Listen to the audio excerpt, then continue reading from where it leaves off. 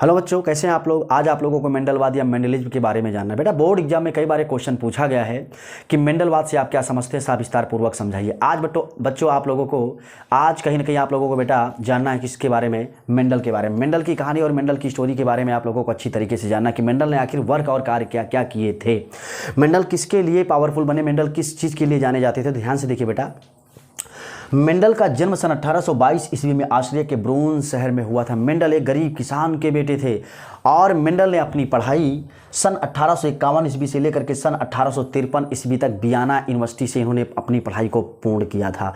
जब मेंडल की पढ़ाई जो है सन 1853 तक, दैट मीन्स 1851 से लेकर के 1853 तक इनकी जब पढ़ाई पूर्ण हो जाती है तो महान वैज्ञानिक मेंडल जो है सन 1854 ईस्वी में, दैट मीन्स 1854 में एक चर्च पे जो है ये इनको कार्य करने का मौका मिला। ये वहाँ पर पादरी पद पर नियुक्त हुए। पादरी का मीनिंग्स होता है मॉन्क या सन्यासी। तो कहीं ना कहीं 21 वर्ष की उम्र में मेंडल ने सन 1854 ईस्वी में एक चर्च ज्वाइन किया और उन्हें पादरी पद पर नियुक्त किया गया, क्योंकि उस समय मेंडल का नाम केवल और केवल जॉन मेंडल था।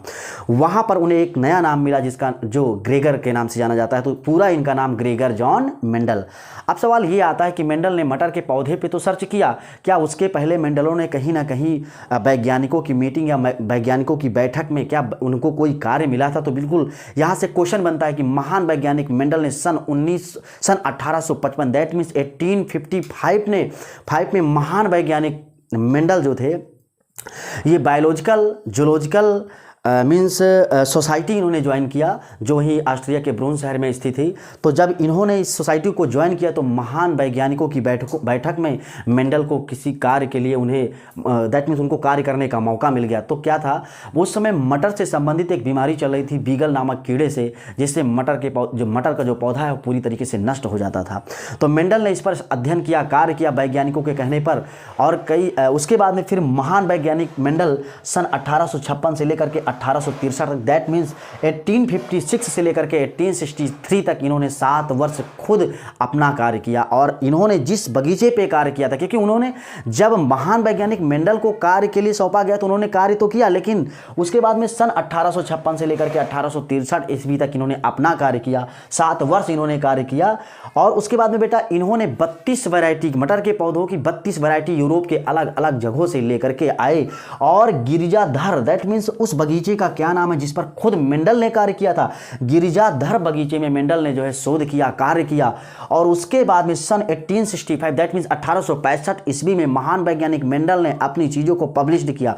लेकिन उस समय जो है दूर संचार के माध्यम नहीं थे, इसलिए महान वैज्ञानिक मेंडल ने ब्रून में उपस्थित नेचुरल हिस्ट्री ऑफ सोसाइटी वैज्ञानिकों की बैठक वहां होती थी, मीटिंग होती थी। मेंडल अपने कार्यों को लेकर के वहां पहुंचते हैं और बताते हैं वैज्ञानिकों को, क्योंकि उस समय वैज्ञानिकों का जो दिमाग था, दैट मीन्स जो वैज्ञानिकों का ध्यान था वो कहीं ना कहीं केंद्रित था किस तरफ भैया, डार्विनवाद की तरफ। तो वैज्ञानिकों ने मेंडल के शोध पर विशेष ध्यान नहीं दिया, क्योंकि उस समय के बेताज बादशाह डार्विन उनके कार्यों पर लोगों का ध्यान था। और मेंडल निराश आते हैं कुछ दिनों के बाद, जब मेंडल को कहीं ना कहीं वहां पर भूमिका नहीं मिली, उनके निष्कर्षों को ढंग से नहीं देखा गया, तो निराश मेंडल वापस आते हैं। और मेंडल की मृत्यु सन 1884 ईस्वी दैट मीन 6 जनवरी सन 1884 1884 में महान वैज्ञानिक मेंडल की मृत्यु हो जाती है। तो कहने का मतलब बेटा ये है कि चला गया देखो जेनेटिक का मसीहा और जला दिया उसने अपने नाम का दिया। तो कहीं ना कहीं मेंडल आज पूरे विश्व भर में, पूरी दुनिया में जाने जाते हैं। और मेंडल की कहानी को, मेंडल की स्टोरी को, मेंडल के लॉ को, मेंडल के कॉन्सेप्ट को, मेंडल के निष्कर्षों को हम लोग पढ़ते हैं। तो ध्यान से देखिएगा बेटा, जब मेंडल की मृत्यु हो जाती तो मेंडल की मृत्यु के 16 साल के बाद Carl Correns, Hugo de Vries, Erich von Tschermak नामक वैज्ञानिकों ने इनकी स्टोरी को पढ़ा। तो कहने का मतलब ये कब की बात है, सन 1900 की बात है। कार्ल कोरेंस ये जर्मनी के निवासी थे, इन्होंने मक्का पर शोध किया था। और ह्यूगो डी व्रीज जो ये हालैंड के निवासी थे, इन्होंने प्रिमरोज पर कार्य किया। और एरिक वान टेसर मार्क ये ऑस्ट्रिया के रहने वाले थे, ऑस्ट्रिया के निवासी थे, इन्होंने कई ऐसे फ्लावरिंग प्लांट पर कार्य किया था। तो कहने का मतलब इन महान वैज्ञानिकों ने इनके मेंडल के कार्य पर शोध करते हुए इनकी बातों को जाना, इनके निष्कर्षों को पहचाना। और सन 1901 ईस्वी में महान वैज्ञानिक बेटसन ने मेंडल के कार्य को, निष्कर्षों को जो जर्मन भाषा में लिखा हुआ था उसको उन्होंने इंग्लिश में ट्रांसलेट किया और सन 1901 ईस्वी में इन्होंने आनुवांशिकता शब्द की खोज की, दैट मीन्स जेनेटिक वर्ड्स की डिस्कवरी की। और तभी से ये क्वेश्चन पूछा भी जाता है कि बेटसन नामक वैज्ञानिक, दैट मीन्स आनुवांशिकता की खोज किस वैज्ञानिक ने की थी, तो आनुवांशिकता की खोज बेटसन नामक वैज्ञानिक ने किया था।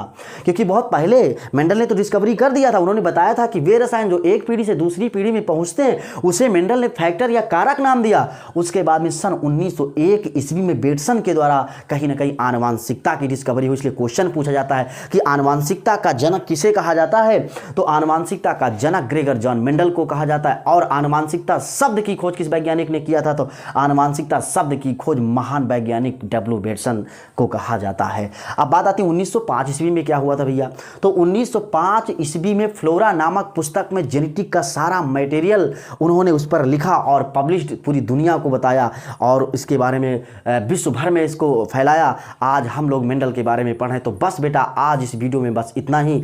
तो कहने का मतलब ये क्वेश्चन कहीं ना कहीं बोर्ड एग्जाम में आपको मेंडलिज्म के बारे में कुछ नहीं, बस केवल और केवल इस कहानी को आप लिख दीजिएगा, बाकी आपको कंपटीशन में इससे बहुत सारे क्वेश्चन मिल जाएंगे। बस बेटा आज इतना ही।